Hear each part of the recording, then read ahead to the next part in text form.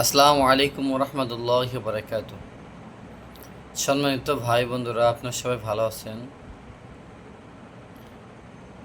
আসলে আমাদের সবার উচিত আমাদের নিজেদের নিজেকে পরিবর্তন করা। আজ আমরা নিজেকে পরিবর্তন না করে মানুষকে পরিবর্তনের কল্পনা করি, মানুষের দোষ খুঁজি, মানুষের দোষ নিয়ে সমালোচনা করি। আসলে এটা যে কত বড় একটা পাপ সেটা আমরা নিজেরা কখনো কল্পনাও করি না।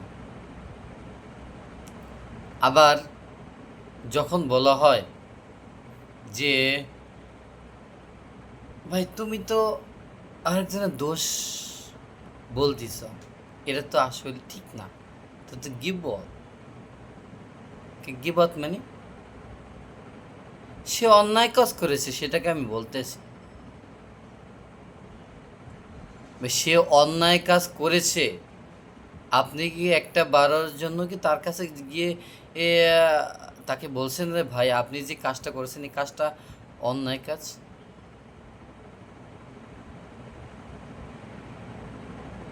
ভাই, আমাদের সমাজের প্রত্যেকটা মানুষেরই জীবনে চলার ক্ষেত্রে অনেক প্রকার ভুল ভ্রান্তি হয়।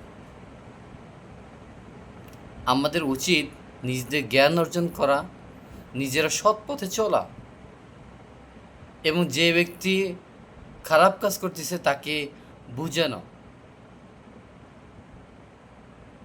আপনি যদি দেখেন সমাজে সবাই খারাপ হয়ে গেছে, তাই বলে কি আপনি সমাজটাকে পরিবর্তন করার জন্য সমাজ থেকে সমস্ত মানুষদেরকে বের করে দেবেন?